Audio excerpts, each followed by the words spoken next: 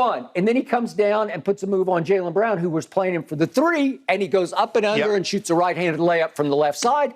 And all of a sudden, I'm looking up and I'm saying, well, wait a second.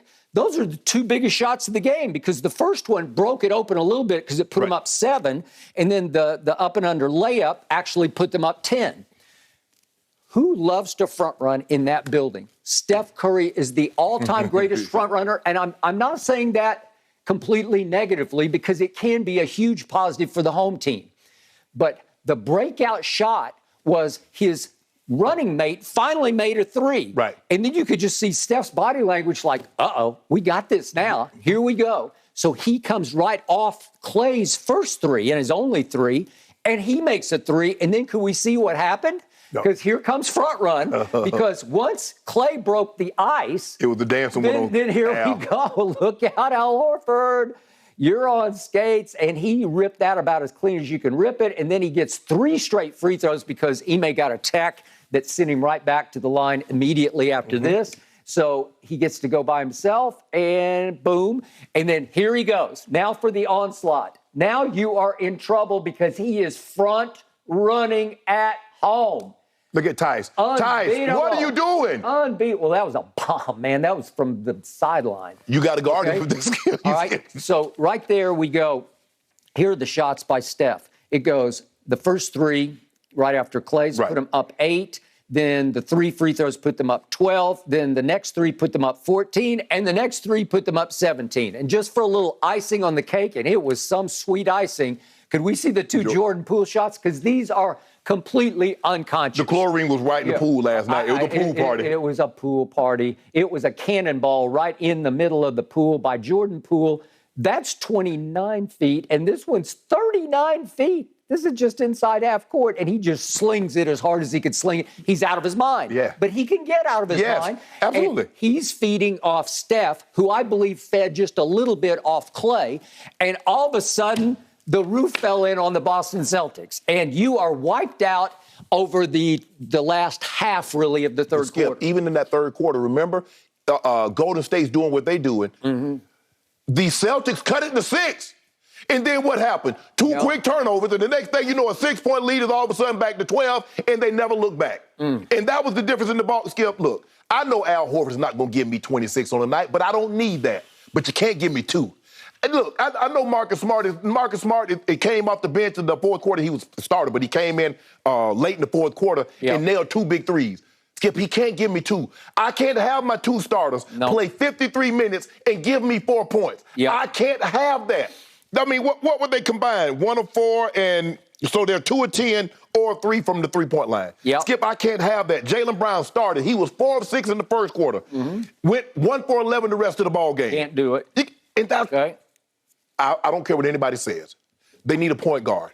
It's too much ISO. If you watch them, Skip, is Jaylen Brown going one-on-one, drive kick, or Jason Tatum going one-on-one, drive kick? There are no easy buckets because these guys are not true facilitators. So it's hard for them. Yeah, Jason Tatum had 13. And he can give you that once every blue. No, he had 13 assists the other night. 13 assists. He can give you that once in a blue moon, Skip. But if you look at them, they get no easy buckets. Everything is. Jaylen Brown is one of the most difficult shot takers and makers, and he can make it. But when he's cold, Skip, it just look clank, clank, clank.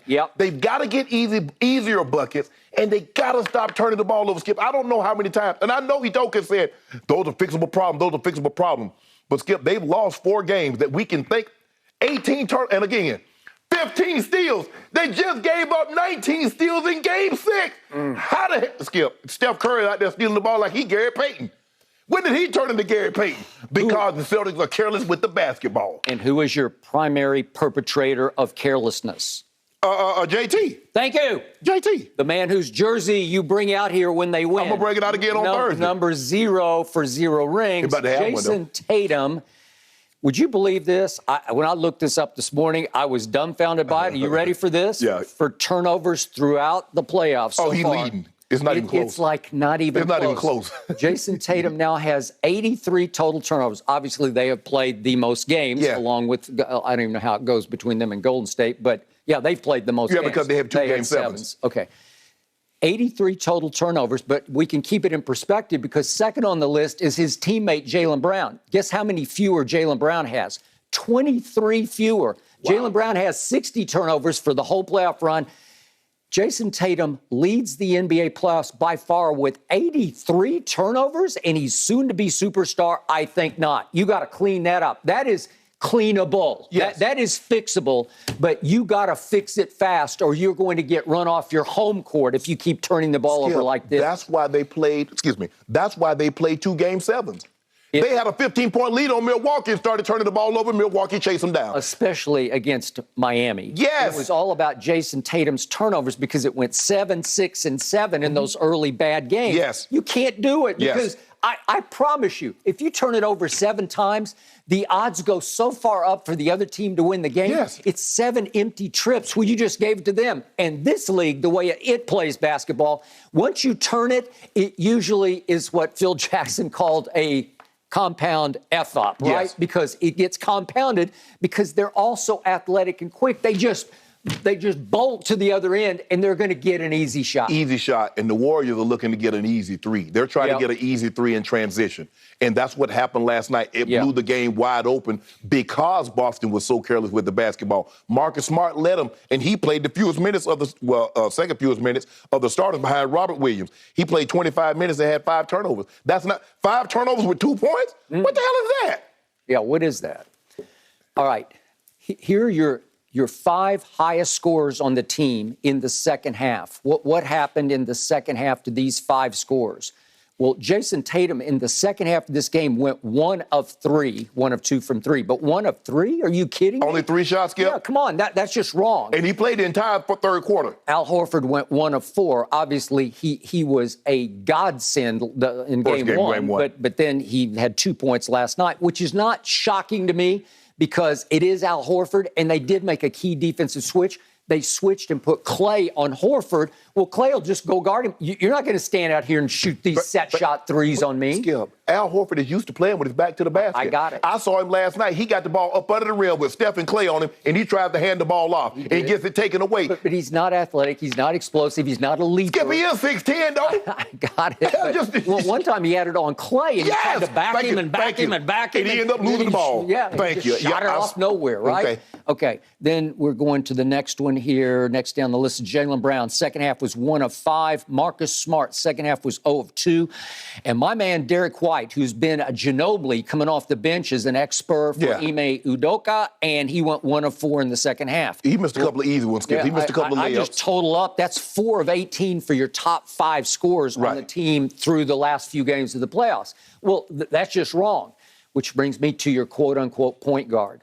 I got to tell you, the more I watch Marcus Smart on offense, he is a liability on offense. He is the defensive player of the year. So that obviously slightly outweighs offensive liability. It's like production tolerance.